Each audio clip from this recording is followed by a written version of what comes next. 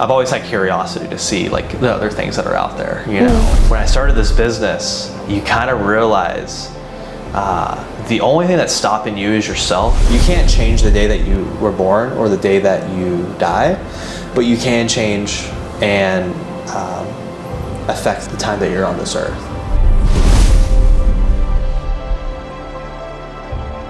Hi, my name's Julie, and we're here with the Search for More podcast, where each week we have a talk with an individual around the world about their life and what they're looking for and what they've already thoroughly explored. I'm here today with Luke Storey. He's an avid explorer, a world traveler, a talented videographer, a creative entrepreneur, a student, and most of all, a good friend of mine. Luke, why don't you tell us about your life and yourself? Yeah, so currently I am a student at the University of Hawaii, just up the road in Manoa Valley, studying economics. I'm in my last semester right now, and I graduated in May. But yeah, before that, I'm 27 years old for the record. I know I'm a little older, freshman, non-traditional student.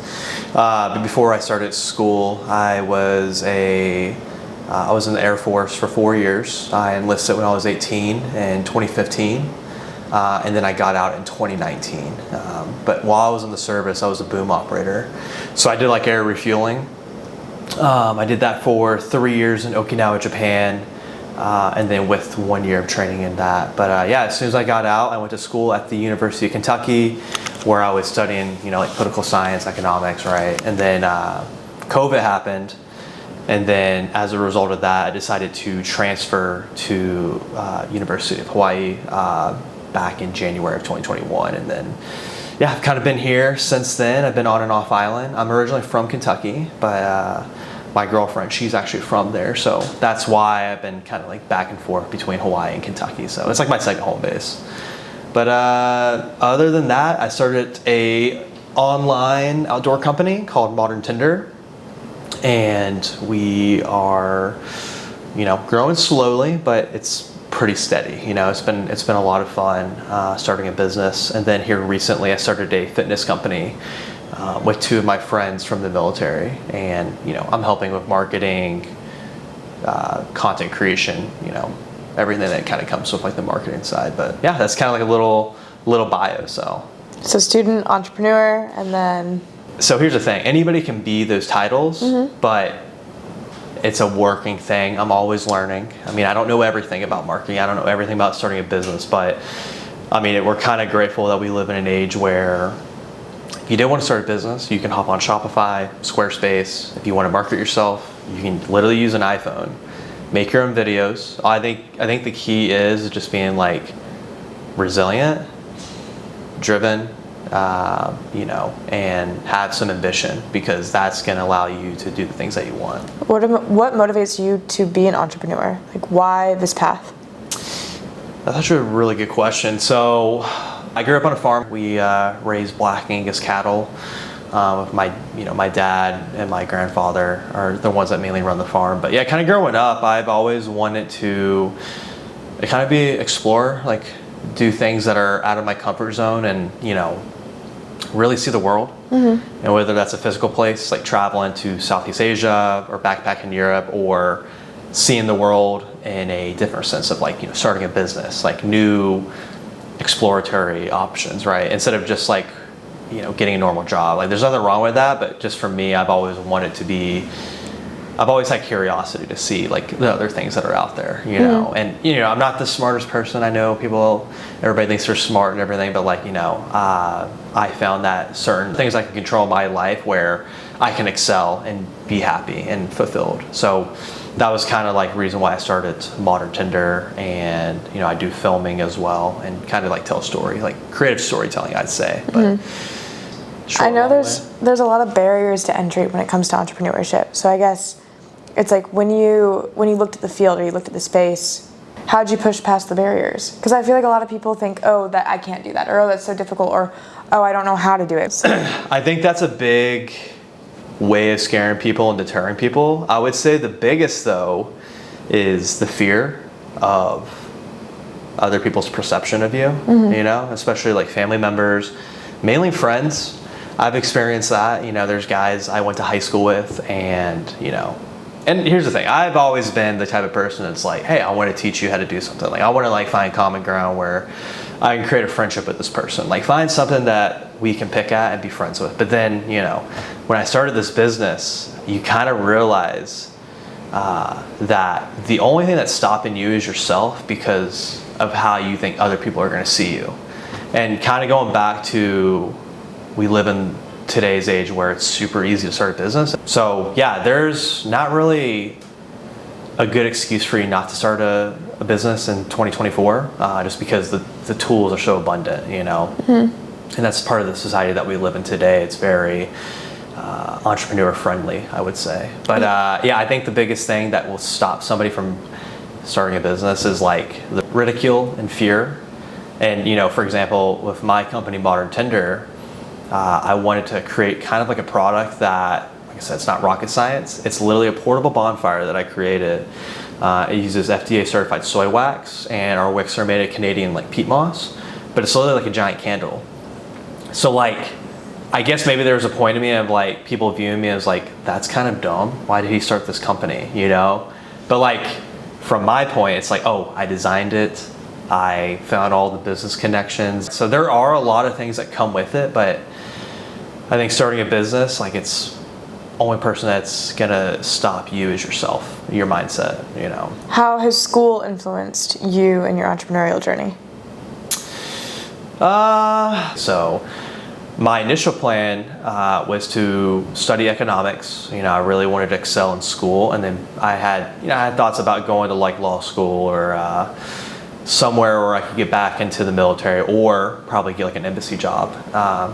You know, my second dream job was to work at the embassy in Tokyo for the United States, just because like I lived in Japan, I have Japanese heritage in my blood, family that live over there still. So that was kind of like my first, I would say, like life plan. And then COVID happened, and that screwed up everything for me because, and you know, I went through my first relationship, didn't end well. That kind of just like threw me out of a bad loop, you know, and like put me in a bad mindset. But then I found that mindset and that drive again when I moved to Hawaii. Had to change the scenery. I was out of Kentucky. I love Kentucky, but I definitely needed to be here just because I love the lifestyle here. And met some really cool people that kind of like inspired me to pursue a path in entrepreneurship. What initially brought you to Hawaii? So, shout out to my old roommate, Luke Nieberge, great dude, but he basically, so here's the thing, so this was like 2019, and it was the fall, but that summer, previous summer, we backpacked Southeast Asia together with Luke, my other friend Reese, and you know, it was kind of like his first time like traveling abroad. I was 22 at the time, so like I was really, you know, excited seeing new places, but yeah, like that semester, he kind of came to me and was like, dude, like you should transfer, like you get your school paid for through the military, because I go to school in the GI Bill. And I was like, well, I'm not going to transfer. Like I just got to Kentucky. I want to be settled down finally, because, you know, in the military, you travel a lot.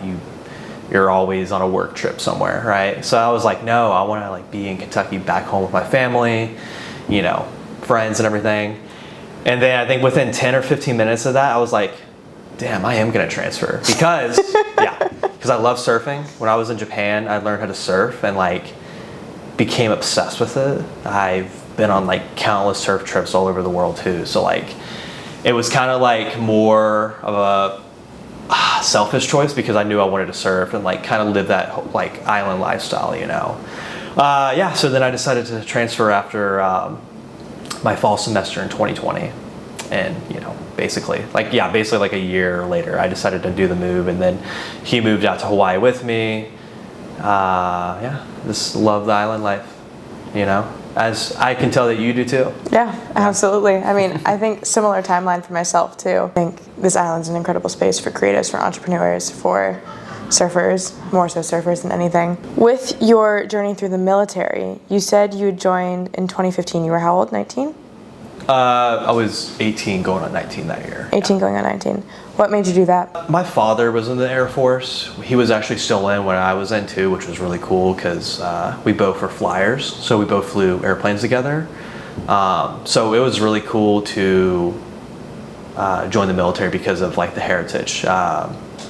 both my grandfathers on my mom and my dad's side, they were both Air Force. And then my dad decided to enlist in the 90s, and then he actually went to school, kind of like the same path that I went on, and then he commissioned, which means that you become an officer. And that allows you to, if you wanted to be a pilot, you have to be an officer first. So that allows you to like have more career growth, I'd say, in the military. But yeah, that was my biggest, I guess, like reason for going in. It was like, and in a weird sense, it was like, even though I was away from the mainland living in Japan, I still felt like I was at home because I knew that my dad was in the military. So like, you know, that's like a weird thing. You know what I'm saying? Like, Yeah. you familiarize yourself with like a certain like job or career or like an aspect in life or even a place, right? And even though the distance was so great, like I still felt like I was connected. So like I never really got homesick. I was just like hungry for more work, more exploration, right? And even more traveling too. So it really, piqued my curiosity. Is when I joined the military. Opened my mindset. Were there any downsides to being in the military? So you would think, and you know, a lot of people do have, and here's the thing, I will say I didn't see any combat, so I can only answer the question based on my own personal experience. So like for me, no, I didn't have any downsides at all. Like I loved the people I worked with. I love refueling fighter jets every day. That's when I kind of started getting back into videography, as I started like refueling like really cool aircraft videos with my phone and my camera. I'd like set it up on a tripod and then obviously do my job right there. It's the best view in the world. So imagine that you're flying 25,000 feet. You go to the very back of the airplane, right? But at the very back of this airplane, there's a little pod that you lay in on your stomach. And you open up this window and it basically gives you like a world, like the best office view ever.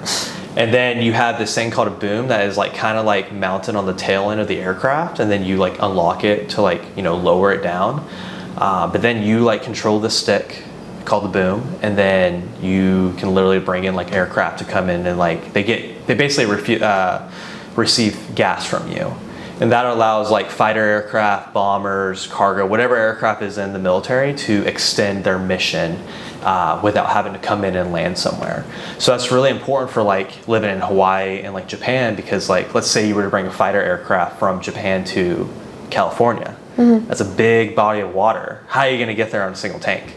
You can't. But with air refueling, it allows you to extend out that mission and get them over there safely and without having to land anywhere. And there's only one other place you can land, that's Hawaii, which we do land in Hawaii occasionally, you know, but that's how you extend aircraft range and like also air superiority too. Mm-hmm. But yeah, I love that job. Got to travel to Australia, Thailand, South Korea. I've been to islands that you can only go to in the military, like Diego Garcia, Wake Island, and they're little atolls in like the middle of the Indian and Pacific Ocean. But it was just really cool to be able to see the world at such a young age. In experiencing almost in a way so many different places and so many different cultures and in a way so many different realities, how have you been able to synthesize that with your life now?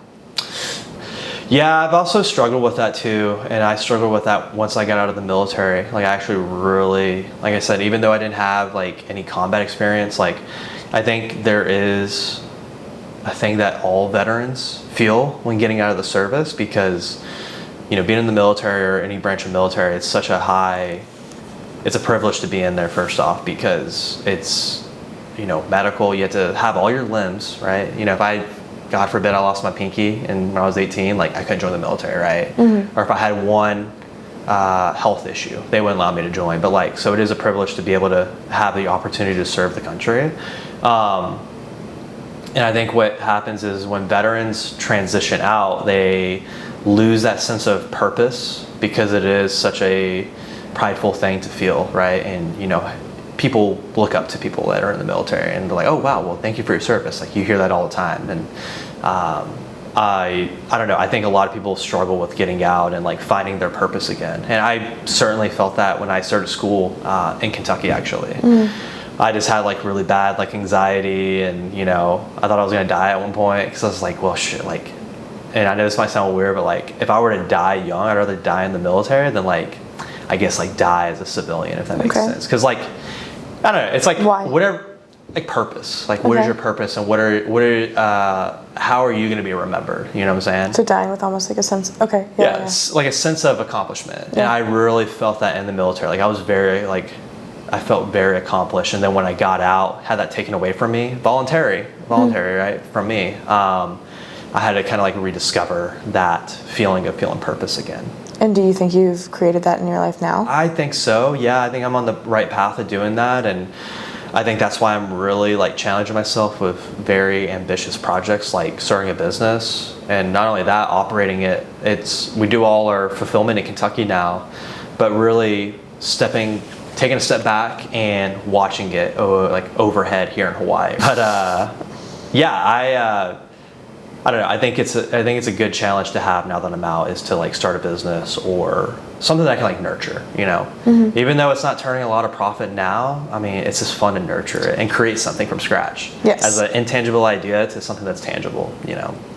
And with the sense of purpose, how do you learn to fall in love with the process of building the business rather than the outcome? Now that I think about it, that's the most fun you'll ever have in starting a business or starting anything in life, is actually designing it, coming up with the ideas in your head, and like, you know, and what I love the most is like creating videos, because I'm a videographer. I do like a bunch of like small little projects for like certain people, like weddings and businesses, right? But I really enjoy the process of like, oh, let's design a logo. Let's conceptualize a clothing line, right? And I've done all that with Modern Tinder at such a small scale, but you know, and if it ever were to grow and get big, like I still want to have a big role in that, but I want to make sure that it's doing the right things for the, like, it, you know what I'm saying? Like it supports the community and a sense of not serving myself, but also others. And that's really important for me. It's kind of like correlates to the military, right? You serve something bigger than yourself.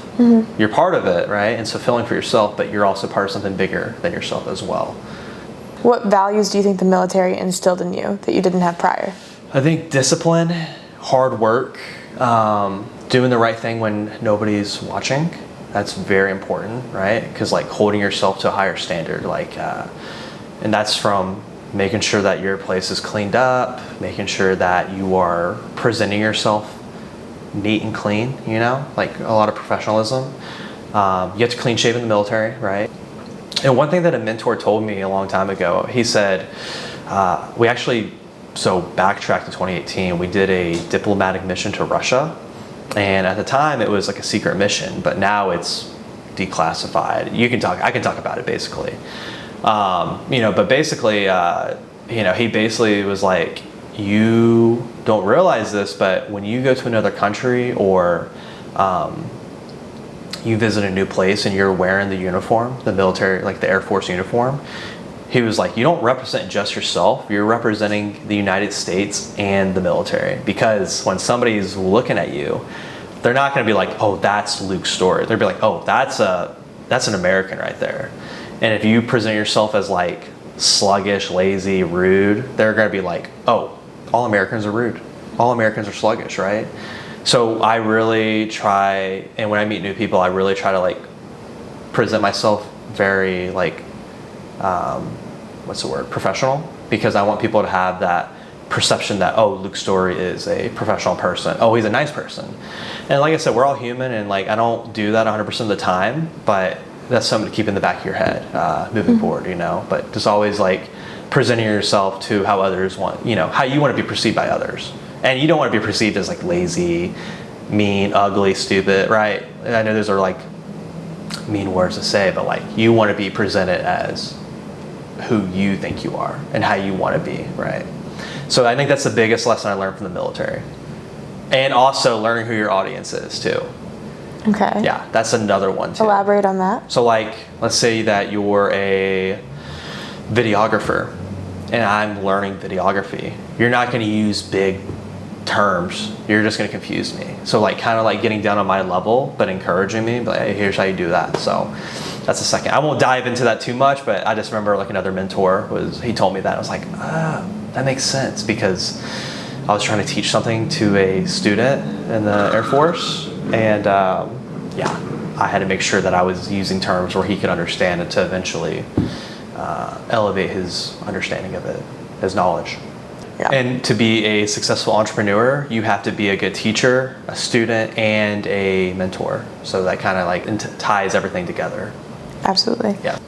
With all the entrepreneurship endeavors in place, the creativity, who are you without those things?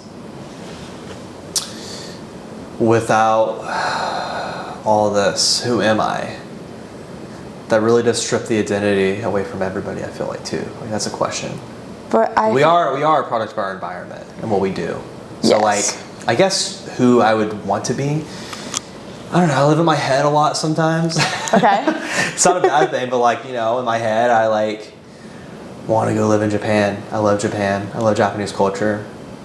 That was something I learned in the military, was like, I'm so grateful that I have family, and like my mother's half Japanese and I'm a quarter. So like, I don't know, like in my head, like I have a place in Japan, just in my own zen, you know what I'm saying? I'm just surfing. Oh, that's all right. That's recording. We'll keep it rolling. I think I am my soul. I have a soul. I know that I have a soul. It's what I feel inside, and I feel like if all these things were stripped out of my life, like I'd figure out something else, and I would be there for like my family, my friends, my girlfriend. So like I'm very loyal to like my friends, but at the same time, like it's kind of like the golden rule that I talk about a lot. It's like, you want to be treated how you treat others, how you want to be treated, right? So I really try to do that with certain friends, and like I hope that they treat me back that same way. But like if they don't, then like I'm not going to be loyal to those people anymore. But like I really try to like be loyal to my family, my friends, and people, relationships I have in my life. But I guess I am that. If you strip all these things away from me, I'll figure out something. I think humans are resilient, like. And like we got to remember that like we live in a pretty awesome time in history. Even though like it seems like it's really bad, but like that's just because the internet. You have every corner of the world on your phone. Oh, this is happening here. Oh, this is going on over here. It's like, well, of course, the world's huge. Like it's a huge planet that we live on. But like when you look at your surrounding and look at your world, it's different. You know what I'm saying? So like, I think. I'm only speaking for myself too. Like I said, I know other people have way worse situations. So like I'm also very grateful that like I don't have other externalities affecting my outcomes on things, right? Well, we're both speaking from the position of 100%. A position of privilege. I recognize that, and I'm grateful for that too. But I also will say that like there are people that are like, oh, like you're just doing this for that, or you're doing it for, and you hear that sometimes. You're just doing this for attention. You know, it's like, no, I'm not. This is just who I am. This is just what I want to do in life. And from a young age, I've kind of, those same things that I did as a kid, I just elevated those to the adult world. I resonate with that deeply, because I feel like that's exactly what I'm doing, is honoring who I was as a kid. All the little things that I used to do. I used to go around and sell artwork in my neighborhood. I can't draw. Yeah. But I was lemonade stands. I would write comic books. I would do little videos on like a crappy little camcorder that I had and make videos. My parents got a computer and I downloaded like an editing software and like learned that when I was in 8th grade. So like I knew that these are the things that I enjoyed in life. I vividly remember I made a Monster High music video. I was probably like 8 or 9 years old, and I made everyone at my birthday party dress up in like Monster High costumes. That's hilarious. I used to make my little brother, like when I didn't have a lot of friends in Kentucky, so we kind of moved around in the military with my dad's job, but when I got back, I was a 6th grader, and I would make him like be the actor in my movies. I was really mean to him, how like the stereotypical director is, like always yelling at people. Yeah, I was that way with him. I was like, don't do it this way, like do it this way. He would get like so mad, but yeah, now he's bigger than me, but as the older brother, it's smart to create an alliance with him so he doesn't hurt you. Yeah. He's bigger than me physically. What would be your dream thing to do videography wise? Dream creation or project? Man. That's a tough one. I really like, I don't know, I really would like to get into like creating documentaries. You know, I think when I first moved to Hawaii, I wanted to like create a surf documentary for like a local Grom or like a kid that's gonna come up and like be the next John Flores or Kelly Slater, right? So like, obviously like, you know, that didn't happen. I'm too far away from like the North Shore. I got some buddies that film for those guys, you know, but like, you know, I think one day as like a creative like filmmaker, I was like, oh, I want to do a film like that. I don't know, I've had some thoughts for like some movie ideas, but you know, that's just such a beast in itself. I don't think I'm ready to like take on that challenge. How'd you learn videography? Just self-taught myself. With? Those cameras I was telling you about, those like really crappy That was it? camcorders. Yeah, like I would just have ideas in my head, visual storytelling, and I would do some like little script writing, like scene, like a what do you call it? Like a shot list. Okay. And then imagination, just start filming and then edit it, you know. And like a lot of my videos in the past, like they're not the best, but like they were fulfilling to me at the time, and I was like, oh, this is so fun, you know. It's so fun to create like an idea and then put it on a projector or like a TV or something. Where do you think creativity comes from? I think creativity, I think each person is creative in their own ways. I think an individual gets creative by his or her like surrounding and environment too. I think that's a big factor in somebody's creative innate abilities, you know, to create something. Is that the answer you're looking for? I'm not necessarily like looking for an answer. I think I was going a little bit more like spiritual basis. Personally, but I don't know. I don't even know what your beliefs are in that. I think people are just born with certain abilities, and they can, like, just, you know, be a creative genius in whatever they do, right? So, like, you look at, like, musicians. Some people just have the music in them, you know, and, like, can just play out. Like, you were playing piano the other day. I was like, wow, I can't do that. You know what I'm saying? We all have our things that we are really good at and we're creative at, and like I think that's what makes human beings like amazing, because like look how many cultures there are, like how many languages. Language is a form of art, I'd say. You know, like Japanese art sounds, or Japanese words and poetry sounds amazing. It's very pleasant to the ears, right? You look at the Romantic European languages. What is that, like Italian, French, Spanish. I don't know if German's roped into that. I don't think it is. But you know, like when you watch like a translation, like a video that's like dubbed, you know, like this doesn't sound different, right? It just sounds weird. So like, I think there's like, you know, creativity in that too. So that's a hard question for me to ask. I never really thought about that, like on a deeper level. But yeah, just look at your environment that you live in, and like look at each thing that you look at, whether that's a tangible thing, an intangible thing. Somebody created that, and they wanted it to be able to fit into society, or our human society, you know. So like, I guess that kind of answers your question a little bit. Spiritually, yeah, I think we're born with the skills that we have, and we'll die attaining new skills, you know, and honing in on those things and working at things, you know. What are your biggest inspirations?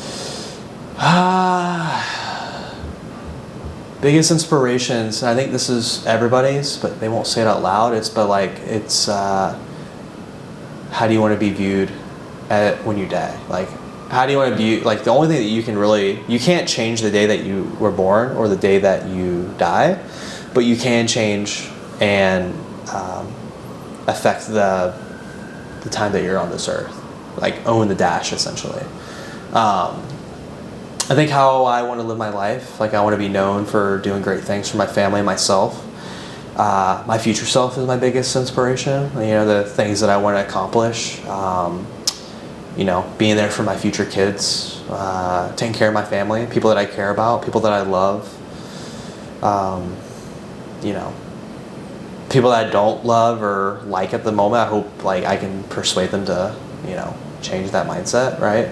But I think that's my biggest inspiration, is just like living a fulfilled life, you know. How do you want to be remembered? I don't know. I think that's a really hard question to answer. I think somebody that always did the right thing. And I'll be honest, I haven't always done the right thing. I don't think anybody has. We're human beings. We were meant to make mistakes. But I think being able to be viewed as somebody like, okay, he tried, he did the right thing, he gave it all his effort, and that tells you a lot about somebody's character, and how they'll be remembered. I think it's like, why do you remember somebody? Do you remember somebody that had a lot of money, or how they treated you?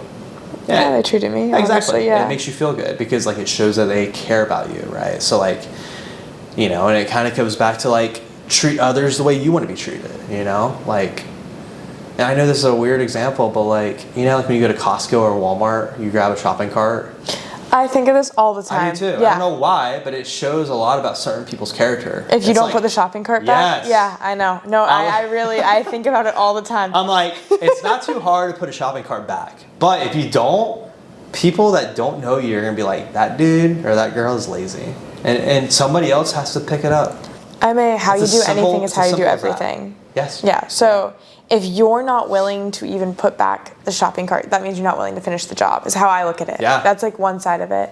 But then also too, it's this is also more, there's the I don't want to say Western versus Eastern mentality, but it's Western is more you're living more for the self versus Eastern's more collective good, right? So they'll think more about how could this affect the community around me? How could this affect the waterfall effect, right? Yeah. Versus US, it's more of, I need to get out of here fast. I need to move faster. I'm going to put this here just because I need to go. And that's a piss poor example, but... Yeah.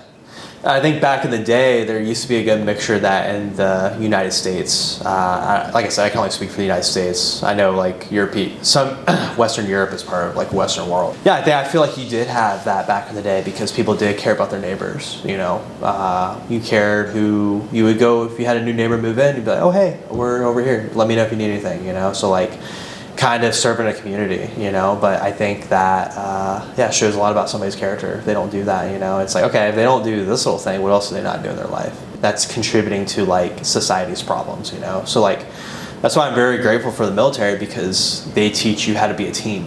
It's not just one person, it's a collective team with a collective goal and a mission, and it's the same thing in society that we live here. We should be supporting our neighbors, encouraging them to do better, and also helping them out if they're down. I know Hawaii's got a really big homeless population here, and what are the contributing factors of that? It's an aggregated answer, right? There's a lot of factors that come into that, but I think as an individual, what can you do? Well, you can help them get some food, right? But other than that, they show willingness to want to get out of the situation, help them, but you can't. And the other thing too, though, is you have to be able to make sure that you're taking care of yourself before you take care of others, because if you're not taking care of yourself and you're worried about everybody else's problems, then you're kind of doing yourself a disservice. So that's why it's important to be disciplined with yourself, and that way you can go out and be that person, so that's a higher level of discipline that you need to have. Mm-hmm. But yeah, I think as a society we need to have that. I know the question kind of divulged to that. No, it's fine. I think we, as a society, we need to kind of go back to that mindset, and have that perfect mixture of the Western world and the Eastern Confucius-based world, right? Mm-hmm. So that's what we have in Japan and South Korea, other places too. Do you think that synthesis is possible for us?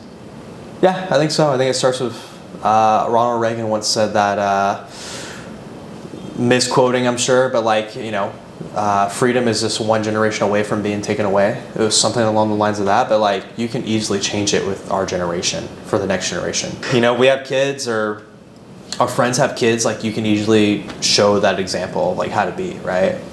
But if you don't, then you're just going to have that trickle down effect. So yeah, I think it's easily correctable.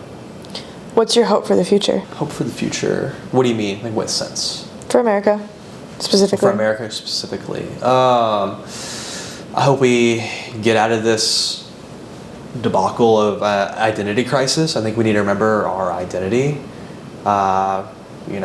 Remember the past, what atrocities and things that but change it for the future and better for everybody. I think that's still something that we have to strive for every day, even though it might seem like we have it or we don't have it, but that's still a mission that is daily, right? It's just making your bed or brushing your teeth. That's something that has to be applied every day. I think I'd like to see less wars, obviously, but also like I said, I think security of the world can be easily obtained, like peace through strength. I really believe in like you have peace because we have a lot of strength, and we've seen that with the United States after World War II. We were the most powerful nation on earth, and like there was a lot of world peace. Yeah, there was little conflicts in the Middle East here, big to a sense for them, but like, not like a whole world war, right? So like I think like we need to find that again. When you take care of Americans, when you take people that are here, and just show discipline and values, and a little bit of a mixture of all those ideas, but not forgetting the root principles, but applying those principles every day.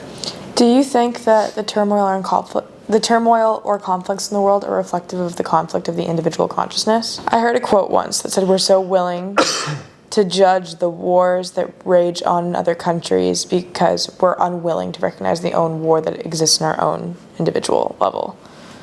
So it's like because of unrest within the self, and without being able to find that sense of peace or that strength within the self, you see it then reflected in the collective, and then further reflected in the governments, and then trickles down to. Yeah, I think I think there is a collective consciousness out there, like in another dimension that we can't see, right? Because I just believe that. But yeah, I think with the individual, like it's like a community thing, right? It starts at the individual first. That's the first level of any level of consciousness, higher power consciousness, community, right? I think it starts with the individual and the mindset of that individual, right? And you put good out, you get good back, right? So I think, I definitely think that has a big impact on things that you can't see here, but in other places they're happening. So then how do you think we reach internal states of peace within ourselves? Communication with others is a big one. Finding solutions to problems that you're dealing with. Problems with yourself, but then ask that same question again and say, how can I solve this for others, right? And then just continue to do that, and sooner or later, hopefully that the collective consciousness or the collective community has they adopted that same message or those ideas that you try to implement, So like, I think that's where you start at. That's for the end goal, like, who knows, it's not, if it was a easy answer, then it would already been done by now, but it's not. It's very complex. It's very much a lot of inputs that are affecting everything they see out here on the output, right, in the present. So yeah, poetically I would say that's the right way to do it, but it's a lot deeper than that and harder. I mean, it's just like any science though. It's economics. I mean, like healthcare system, they're like, oh, fix this, let's do that. It's not that simple. Mm-hmm. It's so many inputs, so many things you don't even think about. There's always an issue. But if it was just as simple as like, oh, if we fix this, then bam, it's not that simple. But that's why it takes collective communication to eventually, hopefully reach a conclusion, right? Mm-hmm. And fix it. What do you do in your individual routine that you think helps shift your mindset of the collective? Like, what do I do for my own routine to contribute to the collective? Whether that be more of a, like, for example, my own is, this is selfish, but surfing. Yeah. It's not selfish. That's a exercise, and that's something that you find happiness in, right? Mm-hmm. So I guess, like, I'll answer it this way. As a individual, you have X amount of dollars, right? Or X amount of time, whatever it may be. And you can pick and choose what you do with that money or that time. So for me, I'm really busy. I do school, I edit videos, I have a lot of post-production editing I got to do that takes hours. People don't understand that sometimes, but that's okay, I got you. Show other people grace, right? But something I do is like I choose how I spend money. Like I choose to like buy organic foods and foods that are healthier for me. So maybe one day like there's a big shift in how the market works, right? A lot of people are like, let's just ban this or do that. I'm like, that's not really an entrepreneur answer. But the best way to do it is stop spending your money on that, so then it forces them to switch to an organic source, or like, less food coloring, right? No red 40 in there. So like use healthier ingredients, pick and practice that in the marketplace. I guess for my time, like I use my time to answer questions, think of new, challenge my belief system. I still have my core, but like still challenge what I believe in, right? Learn new things. I surf. I love to surf. I love to do filming. I choose who I spend my time with, like hang out with, like friends. There's certain people I just don't really want to see. There's nothing wrong with that, but then there are people that like I show that they're trying to be friends with me, so like I try to like give that back to them, right? But yeah, I think like that's how I choose to hopefully make change one day, is how I live my life and how I spend my time and my money. You know what I'm saying? What kickstarted the awareness of health for you, and whether that be mental health or physical health? But you referred to organic foods and consumption of that. Yeah, I think like my girlfriend's a big contributing factor to that because she eats. So you've heard the saying like ingredient versus like, what is it, like this is an ingredient household. Like you have to like prepare your foods to eat something, whereas like you don't have something that's already like processed and ready to go for you, like junk food, right? So like I think like switching what's in my house to like foods that I have to prepare more that are healthier for you, and that's going to help you in the long run. It's going to make you look 20 times young. I think there was this, I don't know, like an analogy, but basically like you're like you have two compass settings, right? You have yourself, your peers, right? When you're younger, you're kind of on the same track, right? But as you get older, they might be taking like a different degree heading, right? So like in the beginning, it's not a big change, but like as you get older, then the separation gets wider. So like I think that's why it's important to prioritize your health, and if you want to have a small impact in changing the marketplace, then choose healthier foods, choose things that aren't gonna affect your clarity. There are a lot of foods that affect people's clarities, and I think the biggest, instead of fixing the diet and the nutrition, it's I need to take a pill, or I need to change, I need something fast. That's a very American way of thinking, but like in other countries, they're very much have low diabetes rates, health, everything else, all morbidity, chronic health issues are significantly lower. But yeah, I think that's important to prioritize your health and everything too. So, and any aspect you do, education, even relationships, friendships. Certain friendships may have to die, be discontinued. That's no problem, But like if it takes you off your compass heading that you want to go into, like you need to get rid of those negative externalities. Yeah, I fully agree, and I think being conscious of that is, I don't know, it can either prove to your success or your demise. I've noticed 100%. you'll watch it weed out people like that. Yeah, and you'll see it with people back. I'm not trying to be like judgmental, but like you'll see it with certain ex-friends or ex-acquaintances that you see back home. Or people who get trapped in the. Yeah, or people that, and like I said, there's nothing wrong with being back home and everything else, but like, yeah, just make sure you're doing good for yourself and you're kind of living by those moral codes. I agree. In my opinion, I think that's morally the right way to live a life. My humble opinion as well, I fully agree. Well, thank you so much. Yeah. I do want to ask, what is something you would hope that the listener would take away from today? I think the biggest thing is that anybody could do a podcast, anybody can start a business, anybody can create a business with a creative idea. So just be confident in yourself, and you can accomplish anything. So I think that's the biggest thing that you should take away from this, is that we're just normal people having a conversation here, and the world is your oyster. Yeah, and go out there and do. Just go do it. All right. Thank you so much. I deeply appreciate it. Yeah, thanks, Julie. Yeah, that was awesome. I know, that was a fun one. We did good. Yeah, good job. All right, we're done. Good shit, that was a good one. There we go.